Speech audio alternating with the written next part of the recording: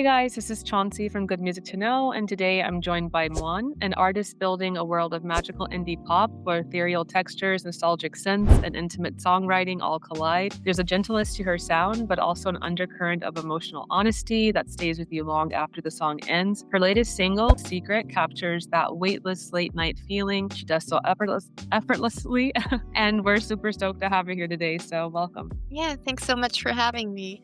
Oh, of course. Maybe just like a bit about your history. When did you first realize music was more than just something you enjoyed, that it was something that you needed to make? Intuitively, it's been there since I was a child, so I always loved to sing. And so my mom's family is Vietnamese, and I don't know if you knew, but like in Vietnam, people or families always love to sing karaoke at any occasion that there is. And yeah, so I love to sing Celine Dion, like Whitney Houston. At least I tried. And then later on, somehow when I went to high school, I became a little bit shy and self-conscious about my voice. I told myself I can't sing anyway, so I'm going to pursue like a safe career as a teacher, listen to my dad. And yeah, I graduated, became a teacher, but during my studies, like I always had this urge to like create, and I always loved listening to music. It brought me through my worst days, and I think I got into creating music when, or at least I tried, when I watched the OC. I loved the soundtrack, and I always had this urge to also create something similar, like something that also captures this cinematic and like these emotional scenes that I loved in that series. And yeah, so I just recorded like voice memos, just like melody ideas, but I didn't have a DAW yet, so I didn't have like Ableton or anything. I didn't even know it existed because I was still a teenager, and I didn't even know I could produce music at home, so I just stuck to like singing karaoke on YouTube and stuff. Then when I studied, I lived in a flat, and my flatmate, he used to do like neo soul beats. Oh, And okay. he saw me like singing karaoke in an Irish pub, and then he asked me if I was up for writing songs with him. And yeah, I was really stoked. And then we just sat down and started creating. Like he had Ableton, he produced his beats on Ableton. Yeah, and then we wrote songs together, and I was just more like the top liner at that time. And at some point I got familiar with the whole interface of Ableton, and I also noticed that I had like ideas when it came to sound choices, and I kind of liked that workflow. So even if you cannot play an instrument, you can still produce a great song when you have Ableton or Logic or whatever. And at some point, I noticed that I also want to make my own music, and then I just started like creating beats in my student flat. And I think like I started creating my first productions demos in, I think it was 2018, 19. I was also super obsessed with the OC. Like I watched it religiously. Yeah, all my friends did, but yeah. The music was kind of what carried the series, in my opinion. Yeah, the music and even the theme song was amazing, but Yeah. Um, and what I really like is that your music feels timeless. It could exist in different eras at once. It feels both modern and kind of classic at the same time. So is that balance intentional, or does it just kind of happen naturally for you? Oh, I love that question. I think it happens naturally, but I've been more conscious about it the last 2 years since I started taking it more seriously, because I started to think about what makes my music, or what could make my music special, or why could people stop and listen to my music? So how can I market it? You know, like, you know what I mean, right? Yeah. So I thought about, okay, what kind of element of my music is kind of maybe distinctive, or even not distinctive because it's so timeless and feels familiar maybe in some ways. But I think it's kind of what I also crave when I listen to music myself. I also find myself going back to songs from the early 90s or late 80s, like big ballads, also kind of cheesy. I mean, to others, it might be cheesy, but to me, it's kind of, I don't know. I think it's actually just really the nostalgia, but Yeah. I don't know. But I guess it's both. Kind of. Yeah. Yeah. And then your newest release, I think it's called Secret. I love listening to this song. It feels weightless, but emotionally heavy at the same time because it talks about relationships and growing apart and uncertainty. So was this a song from lived experience, or is it more so shining a light on like a universal feeling about relationships?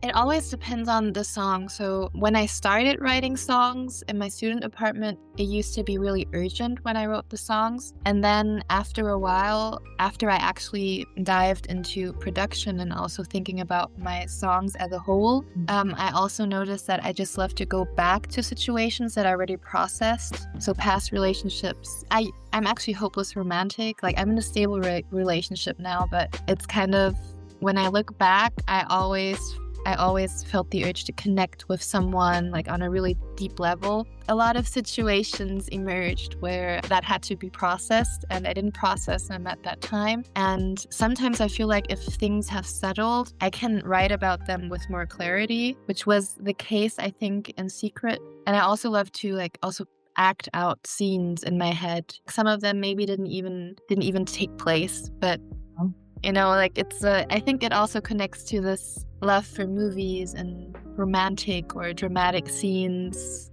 where you have like songs that accompany these situations. And yeah, I think that's a place where my writing comes from. I think Heart is Racing came out in 2025. Oh, yeah.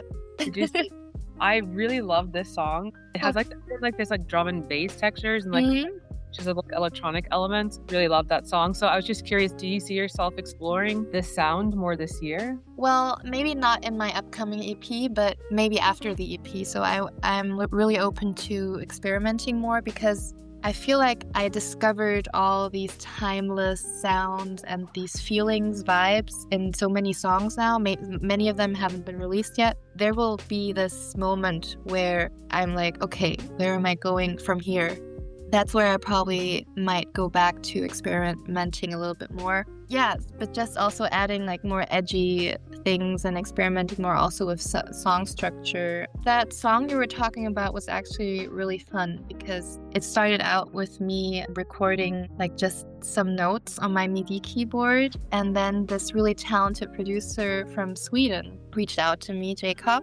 And Jinku, like he released the song under the name Jinku, and then he just like added this crazy drum and bass beat on top. And originally I only had this line in English, like "Come to bed, my heart is racing." I talked to him about how I also wanted to write in Vietnamese, although my Vietnamese is really bad, and also mix it up maybe with some German, because I'm in Germany and German pop music is still more popular than music in English. Then I thought, okay, why not mix all these languages? And he was really up for it. Like he was all in, and in the end, like he helped me create this really great experiment of a song. And yeah, I'm really glad you like it. I also have to get back to it again. I kind of forgot about the song, but I really enjoyed it. But yeah, I'm also in Berlin. So nice. Do you also speak German, correct? Or yeah. So that was my next question. I know there's elements or there's parts in Heart is Racing that are in German. So do you ever see yourself potentially releasing like a full song entirely in German this year or in the near future? Maybe at some point. There's an inner protester inside of me that doesn't want to write in German just because people always say you should write in German if you're in Germany. And although my German is better than my English, writing in English still feels more natural to me. Maybe because I grew up in the US as a child, partly. I don't know. Sometimes if I struggle to find words in English because my vocabulary is like still limited, because it's also still like a second language for me, I do think about, okay, how specific could my lyrics be if I wrote in German? But then sometimes there are metaphors in German, or I don't know, certain lines when I listen to German music that I don't really connect with. Yeah. I don't know. I don't really know how to describe it. I just think that English, at least for the type of music that I'm making at the moment, just carries a softness. I mean, you can also really make German soft music. There's beautiful German pop music. I went to this writing camp last week in Berlin, actually, with other female pop artists, and they all write beautiful German music. I think it's just about me maybe getting out of my comfort zone, but right now there's not this urge to write in German. So, Yeah, but yeah. I'm open for it. Maybe someday. And of all the songs you've released so far, is there one that you're the most proud of and maybe why? Well, I guess it's secret. Well, from the songs that I released so far, yeah, because it's the first song that I fully produced on my own. Oh, wow, yeah. Also managed to have like an arrangement that I was really happy with and not just like this loop character the whole time. The songs that are to come, like I'm gonna be a lot more proud of some of those songs. Yeah, I'm also still kind of proud of Skin because Oh, I love Skin. it was the first, even though it's not perfect. So when I go back to the production, I also thought about like taking it down from streaming services because like there are some things, you know, that you'd always like to change. But at the same time, I think it was one of the songs that really carried the sound that I wanted to create. So it marks this sense of sound and vision that I always had for my music. So I'm still proud of it. I like Skin. It feels raw and authentic. I don't know, it's really beautiful. I like it anyway. But this actually leads me to my next question. Are these singles pieces of a bigger project? Should we expect an EP or an album soon? The songs that I already released will just be there separately for now. But You Wanna Have It, so my next release coming March 13th. So That's my birthday. Yay! Oh, nice birthday present. My birthday is also on March 18th, so we're both. Oh yeah, Pisces. Yeah. Cool. So nice. Yeah, so that's actually the first single from my upcoming EP that I'm going to release in September. Very cool. That's exciting. What you said, album, right? It's a long EP, so I called it EP, but it's going to have 7 or 8 songs. Yeah. I'm not sure.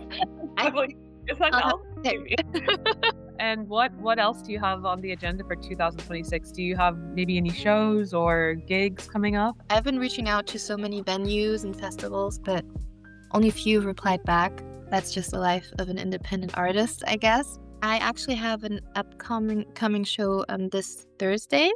Oh, cool. It's a small concert. It's like part of this, I don't know if I can call it franchise, but it's like an event that regularly takes place. It's called Stadtklang.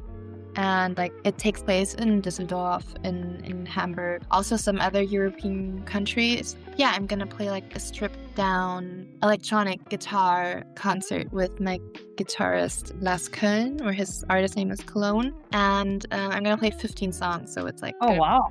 pretty long. Or I think it's even gonna be 16 songs and then an encore. But yeah, so Cool.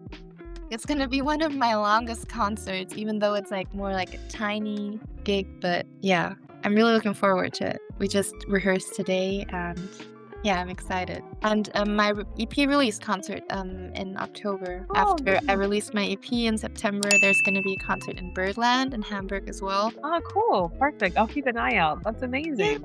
Yeah, I think those are the main questions I had for you. But are there any final words that you would like to leave your fans and the listeners with? Thank you to you. Like, it's really nice having an interview, and also I think those were some really nice questions.